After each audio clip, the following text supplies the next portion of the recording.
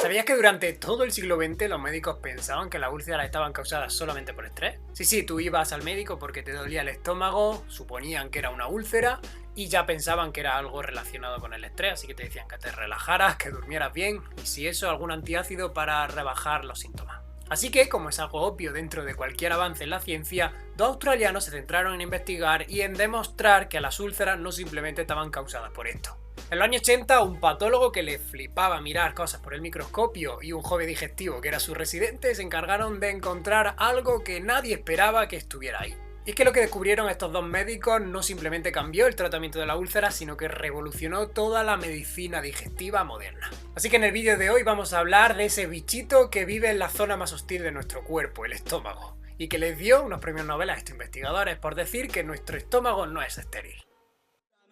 Y es que a modo introductorio os tengo que contar un poquito de historia, pues estamos en los años 80, en una situación donde tanto los pacientes como los médicos fuman en las consultas, las úlceras se operan y no puede haber ninguna bacteria que sea capaz de crecer dentro de nuestro estómago. Esta afirmación se basaba en que como en nuestro estómago hay un pH muy ácido, esto teóricamente es incompatible con la vida. Y que de hecho nosotros creamos ciertas protecciones para no autodestruir nuestras células del estómago. Pues bueno, aquí es donde entra Robin Warren, el patólogo que he mencionado antes, pues veía en muchas biopsias de gastritis unas formas curvas que siempre estaban al lado de las células. Al principio parecía una simple contaminación, no se le daba importancia, pero es que siempre estaban estas curvas en todas las biopsias relacionadas con gastritis. Y aquí es donde entra Barry Marshall, ese joven residente que tenía Warren y que iba a funcionar como mano de obra barata. Este se iba a centrar en tratar de cultivar como sea esas formas curvas y si crecían, efectivamente eso era una bacteria. Pero claro, utilizaban protocolos que se usaban en aquella época y lo normal es que las bacterias no tardaran mucho en crecer porque la mayoría de cultivos daban negativo. Sin embargo, un cultivo por ahí que se le olvidó siguió creciendo y resultó que dio positivo, el error más productivo de la historia. Y así es como se descubrió la bacteria que protagoniza este vídeo, Helicobacter pylori. Sin embargo, la historia no termina ahí porque la gente no se creía que había una bacteria que crecía en el estómago en ese pH tan hostil y que encima lo podía haber cultivado de forma externa. Total, que era la típica prueba que tomaban tanto a Warren como a Marshall como los típicos locos que estaban intentando justificar algo que no tenía solución. Y entonces aquí es donde viene ese punto esquizofrénico que tienen los médicos y es que Marshall se autoconvenció de que esa bacteria era la causante de la mayoría de la gastritis que estaban viendo en clínica, por lo tanto se infectó con ella. Cogió el típico caldo de sopa, le echó pylori y se lo bebió. Y al cabo de los días empezó a desarrollar los síntomas típicos de la gastritis, dolor en el estómago, algunas veces vómitos, malestar general. Pero claro, él no fue tonto, fue contrastando todo lo que hizo desde que se tomó ese caldo hasta que se terminó curando. Y así demostró que el Helicobacter pylori estaba altamente relacionado con esa enfermedad que hasta ahora solo se esperaba. Pero claro, la comunidad científica y sobre todo la médica no va a aceptar que está equivocada y tardaron años y años en aceptar que el Helicobacter pylori era el causante principal de úlceras gástricas. Es entonces cuando Warren y Marshall reciben cada uno su premio Nobel y cambian el dogma de la medicina de que las úlceras están causadas por estrés. Ya no, ya está causada por un bichito. Y hasta aquí la historia, pero no me quiero quedar ahí, quiero dar una pequeña píldora bióloga para que podáis entender cómo el Helicobacter pylori sobrevive en nuestro estómago. Y es que igual que nosotros en el estómago creamos una protección frente a ese pH ácido con una capa de bicarbonato, esta bacteria hace 3/4 lo mismo.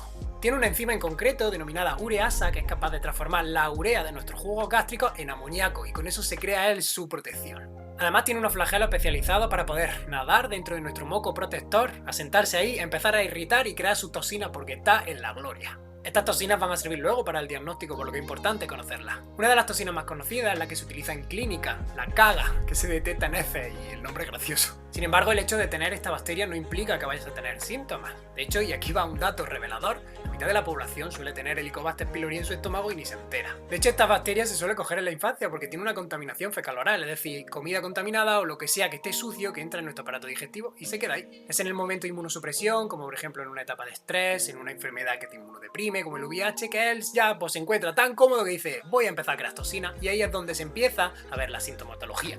Y es que aquí es donde viene la parte clínica, pues el hecho de tener la bacteria no es lo preocupante, sino no tratarla, puesto que si la dejas ahí a sus anchas, puede incluso asociarse a que se te creen úlceras gástricas, úlceras duodenales, que eso te va a causar hemorragias digestivas altas o incluso cáncer gástrico. Y ahora que ya conoces cómo funciona la bacteria, su incorporación en la medicina supuso un antes y un después dentro de esta. Pues ya no simplemente se centraban en curar la herida, sino en erradicar la causa. Y es que hoy sabemos que si eliminas a Helicobacter pylori, la úlcera se cura y no vuelve. Esto supuso que con simples fármacos podías tratar la causa y no hacía falta meter al paciente en un quirófano. Y tú, como paciente, ¿cómo puedes sospechar que tienes Helicobacter pylori? Pues sobre todo por tus cacas, así que fíjate bien. Ya que estas van a tener un aspecto color negruzo, así tipo alquitrán, y va a estar relacionado con que has tenido una hemorragia digestiva alta, por muy pequeña que sea, y la sangre se ha digerido y ha llegado a las heces y le han dado ese color. Si a eso le sumas que tienes dolor en el estómago, probablemente el médico te haga un tacto rectal para ver si esas heces son negras. Y te mandará otro tipo de pruebas como una gastroscopia para poder confirmar que tienes Helicobacter pylori. Y bueno, ¿cómo se puede detectar esa bacteria y por tanto el diagnóstico? Pues bueno, se puede hacer el test de la ureasa cuando te hagan esa gastroscopia, que es coger una pequeña biopsia, hacer 3 pruebillas y si cambia de color, efectivamente está la bacteria.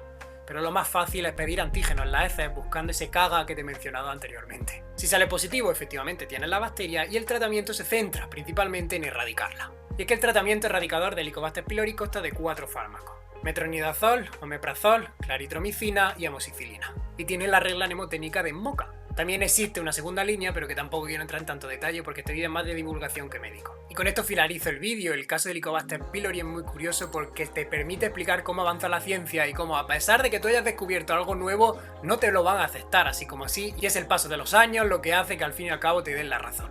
Así que si escuchas alguna vez decir a alguien que las úlceras son causadas por el estrés, ya puedes decirle que probablemente estén causadas por una bacteria. Si has llegado hasta aquí y te ha molado el vídeo, déjame en los comentarios la palabra bicho y yo te dejaré un corazoncito como hago siempre, o coméntame cualquier cosa relacionada que yo te leo y te respondo encantado. Por aquí te dejo otro vídeo histórico del proyecto Genoma Humano para que conozcas cómo empezamos a entender la inmensidad de la genética que tiene el ser humano. Estoy seguro que te interesa, así que nos vemos allí.